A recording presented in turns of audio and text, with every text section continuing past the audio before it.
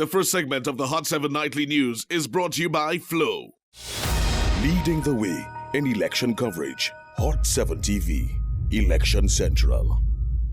Tonight, a Babonneau family is devastated following the discovery of their loved one's decomposing body. The SLP decries a viral clip of campaign mudslinging by the UWP's Edmund Estefan regarding the use of constituency funds. And Archdeacon Christian Glasgow of the Christian Council calls out politicians for unbecoming behavior and comments on the campaign trail. The details of these stories and more coming up. This is the Hot 7 Nightly News with Lovelace and Amy Joseph. Good night. It is Wednesday, the 14th of July, 2021. Welcome to the Hot 7 TV Nightly News. I'm lovely St. Amy Joseph. Thank you for joining us. One Babonneau family has been left in shock after finding the body of a loved one who was reported missing in a decomposing state on a farm. The body of 58-year-old Francis Edward was found on Tuesday after being missing for almost 2 weeks. The family spoke with Hot 7 TV News following the discovery.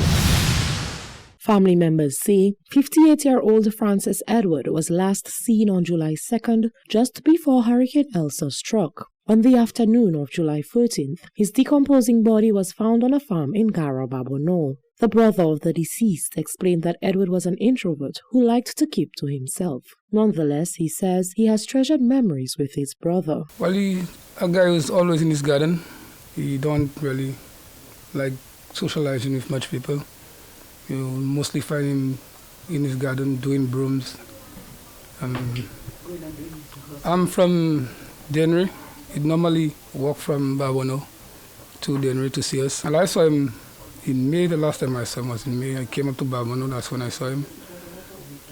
But my sister called me like last week, told me she haven't seen him since the hurricane. So that's when she started getting worried. The body, when examined, appeared to have no clear signs of violence. One relative, however, is not convinced that foul play should be ruled out just yet. There is that guy who has always been threatening him. And he had his garden just next to the guy's garden. And when the nephews met him there, the guy was at the garden at the time. And his words were, well, in Creole, Ihamo, just kite ila, just stay where you are. So we just took it as that. It just looking like could be him. But I suspect it's him. Because he's not a troublesome person. We all know him. His name is Francis Edward, but we all know him as Alf Louis or Pois Rouge, Red Beans. She says it was very unusual that Edward stayed away from home for so long. Sanil Valse says his uncle was his best friend and he will be sorely missed. He always gives me stories when he was a little boy, or sometimes I just wish he was alive. Members in the community described Edward as a hard worker and say they are still dealing with the shock of his disappearance, followed by news of his death. Reporting for Hot 7 News, I am Genevieve Gonzague. The St. Lucia Labour Party has come out to condemn a statement made by Dennery South incumbent MP Edmund Estefan on a campaign platform in Dennery North. The communications officer for the St. Lucia Labour Party, Mondi Lewis, says such comments are testament to the core values of the United Workers' Party.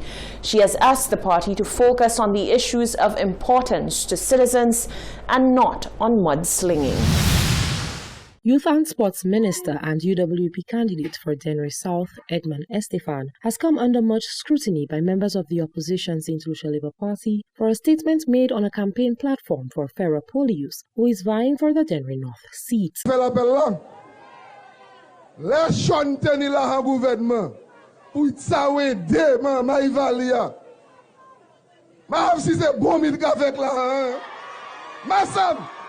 The communications officer of the St. Lucia Labour Party, Mondi Lewis, says such statements are repulsive. However, in the grand scheme of things, it is not the integrity of the SLP member that is to be placed under a microscope, but that of the current administration. I do not need to defend Honorable Sean Edward because his track record is there to show the number of courts that he built, the number of lights installed, the number of sports programs that were initiated under his tenure as the first minister ever of youth development and sports. What we did in youth development, it is there. The Beckwith Leadership Development Program, it is there to see. And everyone and every cent can be accounted for. So, to the UWPs, I really say elevate the debate. But St. Lucians, you only have to endure for a few more days, and St. Lucia will be delivered from this uncaring government. Lewis has criticized the current administration of always hitting below the belt. It really should be rejected by all St. Lucians. Yet we see the UWP's Nancy Charles, Fiora Polius, and the Prime Minister laughing as if it is a joke. People are hungry in this country. There are issues to be discussed. People need relief. We had Hurricane Elsa and nothing for the people of Dennery North or St. Lucia. But we expect no different rhetoric coming from a platform of the UWP. They have failed to deliver anything to the people of St. Lucia. People need relief. The economy is the worst performing in the region.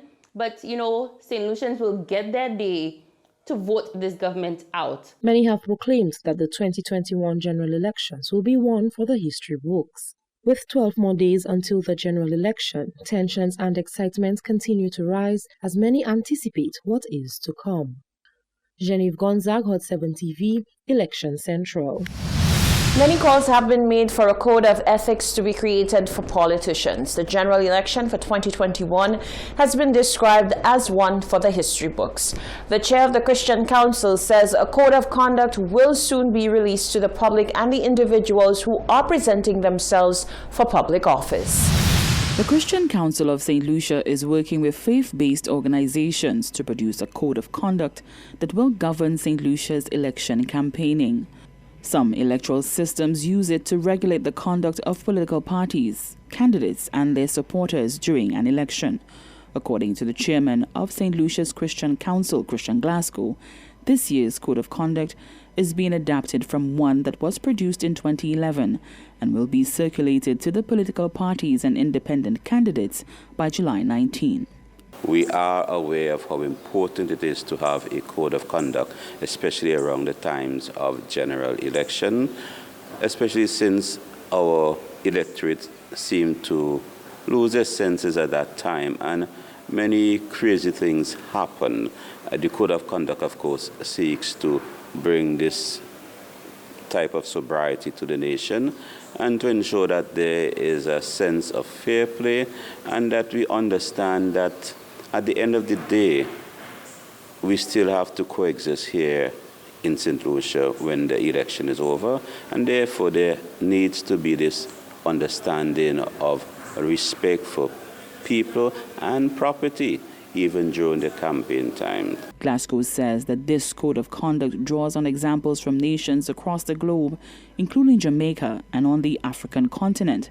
He says the document will be a comprehensive one. The code of conduct is not only for the politicians. In this particular document, there is a space that speaks to the electorate itself about their conduct and behavior. And of course, it speaks to the media houses too about their awesome responsibility of reporting facts and ensuring that the population is not just excited by propaganda. Examples of some of the codes are publicly condemning violence and intimidation, not allowing weapons to be carried or displayed at political events or voting stations. It can also include not publishing or repeating false, defamatory or inflammatory allegations about political opponents, as well as not impeding access to eligible voters by political opponents. Basic things of calling for integrity in terms of speech, the whole idea of not having the campaign based on ad hominem attacks, that is attacking people's personality, but dealing basically with issues and well-being of the country. In addition, it seeks to ensure that there's an understanding of the rights of everyone to make a democratic choice. So it discourages the coercion of persons for voting. The Christian Council is depending on the general populace to police the code of conduct. Nisha Charles, Hot 7 TV, Election Central. You're watching the Hot 7 TV Nightly News. Stay with us. Still to come, the National Green Party NGP gives its Babonneau candidate the boot. A Vieux-Fort North melee unfolds between the two candidates. And the chairman of Stephenson King's campaign says there is absolutely no colluding with the St. Lucia Labour Party. That and more after the break. The first segment of the Hot 7 Nightly News was brought to you by Flow.